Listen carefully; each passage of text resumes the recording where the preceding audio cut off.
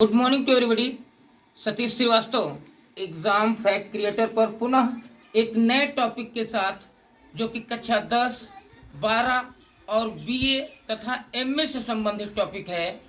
भारतीय संविधान की विशेषताएं, Indian constitution characteristic, the feature of Indian constitution को लेकर के आया है। तो विलंब न करते हुए आप लोग एग्जाम फैक्ट क्रिएटर को पढ़ें और एग्जाम फैक्ट क्रिएटर के माध्यम से अच्छे अंक प्राप्त करें।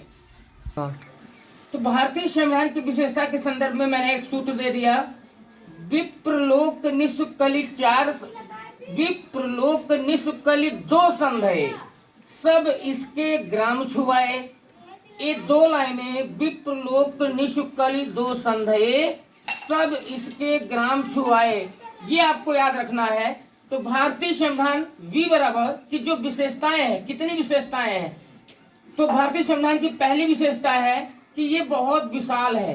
विशाल है कि संविधान निर्मात्री सभा का जब गठन हुआ तो डॉक्टर बाबा भीमराव अंबेडकर के द्वारा डॉक्टर राजेंद्र प्रसाद, जो कि अस्थायी अध्यक्ष थे, और प्रारूप समिति के अध्यक्ष डॉक्टर बाबा भीमराव अंबेडकर ने 2 वर्ष 11 माह 18 दिन में इस संविधान का निर्माण किया।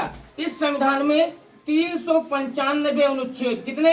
395 अनुच्छेद और 11 अनुसूचियां थीं। जब ये निर्मित किया गया तो 11 अनुसूचियां थीं और 395 अनुच्छेद थे। कितने थे? 395 अनुच्छेद थे। अब आप गेस कर सकते हो कि जिस संविधान को लिखने में इतना टाइम लगा हो तो वो संविधान बड़ा है, बड़ा ही होगा। यानी विश्व का सबसे बड़ा संविधान अगर कोई है तो वो है भारत का संविधान, इंडियन कॉन्स्टिट्यूशन है। दूसरा है बराबर आ गया, प्रभुत्व संपन्न। हमारे यहाँ के संविधान में वर्णित है कि जो प्रभुत्व का मतलब होता है प्रभुसत्ता संपन्न ये संविधान है, चाहे वो राज्य की प्रभुसत्ता हो, चाहे वो केंद्र की प्रभुसत्ता हो, यानी कि शासन प्रभुसत्ता से संपन्न ये हमारा इंडियन कॉन्स्टिट्यूशन है। फिर है लोक कल्याणकारी राज्य की स्थापना। तो लोक कल्याणकारी राज्य की स्थापना का तात्पर्य है, इसमें आपको लिखना है 1-2 लाइन कि हमारे यहाँ के जो संविधान डॉक्टर बाबा भीमराव अंबेडकर जी के द्वारा बनाया गया, वो जो भी राज्य हैं, वो जो भी राष्ट्र है या राज्य हैं, राष्ट्र तो हमारा एक ही इंडिया है, लेकिन उसके अंतर्गत जितने भी राज्य हैं तो उनकी जो भी स्थापना होती है, नए राज्य बनाए जाते हैं, तो वो लोक हित में होते हैं, जनता के हित में होते हैं। लोक कल्याणकारी राज्य की स्थापना। अगली विशेषता है कठोर एवं लचीला संविधान। भारतीय संविधान बहुत ही कठोर है, क्योंकि इतना बड़ा है तो जाहिर सी बात है हर एक टॉपिक, हर एक अनुच्छेद, हर एक अनुसूचियां के अंतर्गत कुछ न कुछ नए नए चीजें बताई गई हैं, लेकिन इसको परिवर्तित किया जा सकता है। लचीला मतलब बदला जा सकता है। वो कब बदला जा सकता है, कैसे बदला जा सकता है? जब बहुमत पास करा लिया जाता है, 2/3 बहुमत हो जाता है किसी भी सरकार का, तो वो संविधान परिवर्तित किया जा सकता है। धीरे से उसके अंदर संशोधन कराया जा सकता है। यानी कठोर है, लेकिन समय समय पर इसको परिवर्तित किया जा सकता है। अगला है नीति निर्देशक तत्वों की विशेष व्यवस्था। हमारे इंडियन कॉन्स्टिट्यूशन में नीति निर्देशक तत्वों का समावेश किया गया है, ताकि कोई किसी भी प्रकार की असंवैधानिकता उत्पन्न न हो। हमारा संविधान, जैसा कि मैंने बताया, लिया गया तो ली बराबर लिखित एवं निर्मित है। इसको एक संविधान प्रारूप निर्मात्री जो सभा थी, उस सभा के अंतर्गत मैंने बताया कि 2 वर्ष 11 माह 18 दिन। कितना? 2 वर्ष 11 माह और 18 दिन, 2 वर्ष 11 महीने और 18 दिन, 2 वर्ष 11 माह और 18 दिन में ये संविधान लिख के तैयार किया गया था, निर्माण हुआ है। अन्य हवाई कोई चीजें नहीं है यहाँ पर, उसको निर्मित किया गया है। और संविधान की अगली विशेषता है संसद की सर्वोच्चता। हमारे इंडियन कॉन्स्टिट्यूशन में बताया गया कि हमारे यहाँ संसद सबसे सर्वोच्च है। संसद सबसे सर्वोच्च है। न राज्य सरकार न केंद्र सरकार, जो कुछ होता है सब संसद के अंतर्गत ही होता है। संसद में बैठक होती है, लोकसभा, राज्यसभा, विधानसभा, विधान परिषद, जितने भी MP, MLA, MLC जो भी गठित होकर के क्षेत्रीय जाते हैं, उसमें संसद में निर्णय डिसीजन लिया जाता है, यानी कि संसद सर्वोच्च मानी गई है।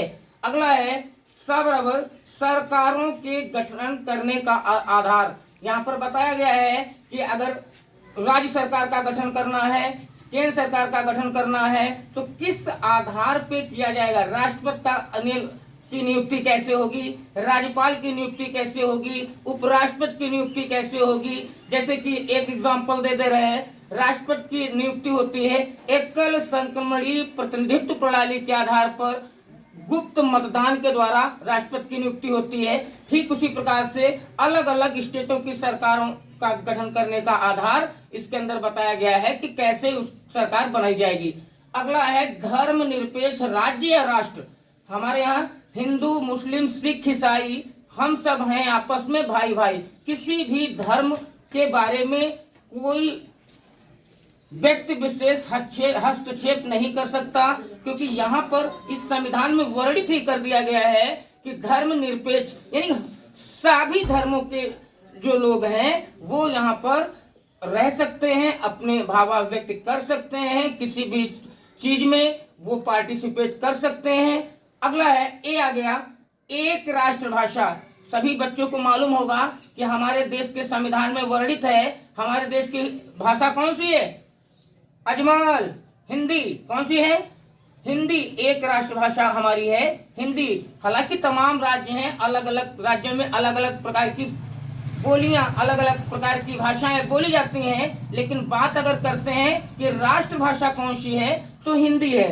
अगला है सा आ गया है समुदाय एवं संघ बनाने की स्वतंत्रता। यहाँ पर सबको ये स्वतंत्र रूप से अधिकार दिया गया है कि समुदाय आप बना सकते हैं, कम्युनिटी आप बना सकते हैं, कोई काम करना तो एक यूनिटी आप ले सकते हैं, एक यूनियन ये बना सकते हैं, एक संघ बना सकते हैं। उसके बाद में आप टास्क कर सकते हैं, वर्क कर सकते हैं, सोशल डेवलपमेंट के स्तर से आप वर्क कर सकते हैं। हाँ, उस संघ और समुदाय बनाने की जो स्वतंत्रता आपको प्रदान की गई है उसके अंतर्गत ये न हो कि लोक हित के बजाय अनहित न हो, तो आप संघ एवं समुदाय बना सकते हैं। अगली हेडिंग है वयस्क मताधिकार। वयस्क मताधिकार का मतलब आप सब लोग जान गए होंगे कि यहाँ पर हमारे यहाँ मत देने का यानी वोट देने का अधिकार जो है, चाहे लड़का हो और चाहे लड़की हो, जब वो 18 साल का होगा लड़का और चाहे लड़की, उसी को कहते हैं वयस्क मताधिकार। तो 18 से पहले यहाँ पर कोई वोट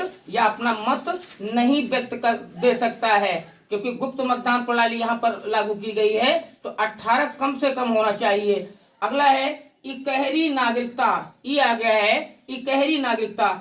हम चाहें कि हम यहाँ के नागरिक हैं, इंडिया के नागरिक हैं, अभी नेपाल की नागरिकता हमको मिल जाए, या हमें इटली की मिल जाए, या हमें कनाडा की मिल जाए, या हमें रशिया की मिल जाए, तो ये संभव नहीं है। हाँ, कुछ स्तर तक संभव है। वो कैसे संभव है, पिछले वीडियो में मैंने बता दिया था कि अगर यहाँ का वहाँ की लड़की से, यहाँ का लड़का वहाँ की लड़की से मैरिज करे, तमाम रूल हैं, और वहाँ पे स्टे हो जाए, कम से कम उसकी ड्यूरेशन 4-5 साल की हो जाए, तो या तो प्रॉपर्टी खरीदे, तो कुछ माध्यम है, लेकिन डबल नागरिकता नहीं है। हो सकती है उसकी नागरिकता इंडियन नागरिकता यानी इकहरी नागरिकता ही होगी।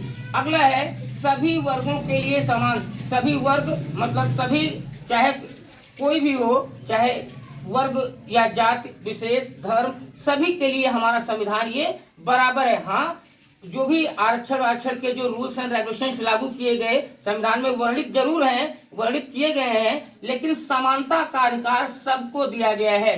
सबको ये समानता का अधिकार दिया गया है। ये तो गवर्नमेंट्स हैं जो भी बनती हैं, वोट बैंक के चक्कर में जो रूल्स जो पहले हैं उसको ट्रांजिस्ट करने का, परिवर्तित करने का जब नियम उसमें दिया है, संविधान में खुद दिया है कि आप जो है लचीला संविधान है यहाँ का। जब अगर लचीला संविधान है तो आपकी गवर्नमेंट फुल गवर्नमेंट बनती है। अगर कोई अव्यवस्था फैलती है तो उसको आप परिणित कर सकते हैं, चेंज कर सकते हैं, तो नहीं करती है तो इसके लिए हम लोग क्या कर सकते हैं। अगला है केंद्र में शक्ति। यहाँ की जो केंद्र मतलब केंद्र सरकार यानी जो प्रधानमंत्री है, ठीक है, प्रधानमंत्री है, संसद है, प्रधानमंत्री है, राष्ट्रपति हैं, इन टोटल शक्ति जो होती है केंद्र में ज्यादा पावर होती है, शक्ति होती है। केंद्र सरकार के इशारे के ऊपर सारी राज्य सरकारें वर्क करती हैं। अगला है ग्राम पंचायतों की व्यवस्था।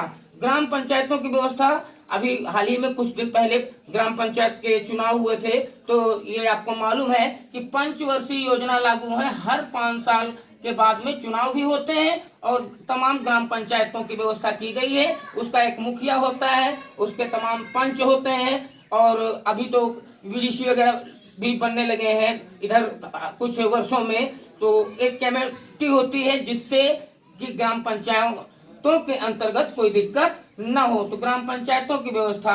अगला है मूल अधिकारों एवं मूल कर्तव्यों का वर्णन। तो हमारे भारतीय संविधान में जब संविधान बनाया गया था तो कितने मूल अधिकार थे? 7 मूल अधिकार थे। कितने मूल अधिकार थे?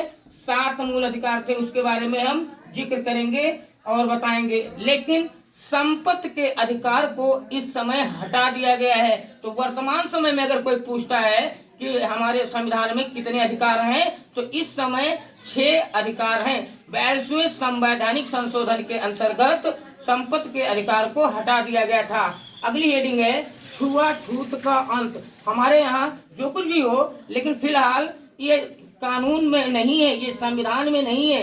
संविधान में लिखा है कि छुआछूत का भेदभाव आप नहीं कर सकते हैं, चाहे वो हिंदू हो, चाहे वो मुसलमान हो, चाहे कोरी जात का हो, चाहे पासी जात का हो, चाहे वो किसी भी अछूत जात का अगर वो है। कहने का मतलब है कि तो आप ये उसके अंतर्गत अगर वो चाहे तो आपके ऊपर केस भी कर सकता है। छुआछूत का अंत संविधान में दर्शाया गया है। अगली हेडिंग है तो आदर्श नागरिक बनने के यहाँ पर तरीके एवं नागरिकता प्राप्त करने के भी तरीके बताए गए हैं कि नागरिकता कैसे आपको मिलेगी, किस तरह से मिलेगी। आपको भारत का नागरिक बनना है तो कैसे बनना, क्या क्या चीजें आपके पास होनी चाहिए, और एक आदर्श नागरिक के अंतर्गत कौन कौन सी चीजें होनी चाहिए।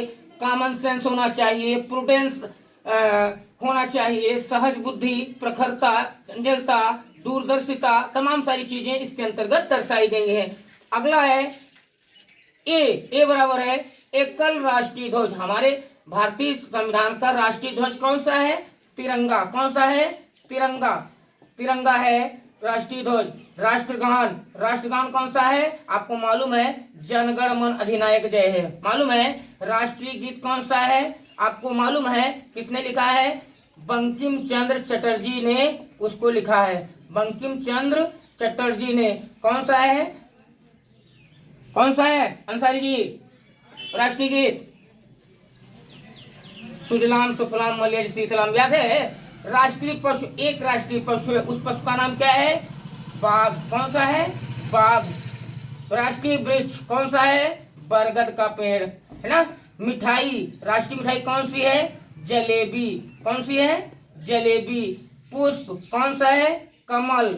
इत्यादि का वर्णन इस संविधान में किया गया है। तो मेरे ख्याल से इतनी सारी हेडिंग्स जब आपके पास आ जाएं, इतनी सारी चीजें डिटेल जब आपको मालूम हो जाए और क्वेश्चन आपका छूट रहा है, नहीं कर पा रहे हो, एक सूत्र के माध्यम से विप्रलोक निष्कली दो संदेह सब इसके ग्राम छुआए, तो आपका कोई भी क्वेश्चन नहीं छूटेगा। अगर वो 4 विशेषता पूछता है तो 4 विशेषताएं बताइए, 8 विशेषता पूछता है तो 8 बताइए, और कहता है कि विस्तार से वर्णन करिए।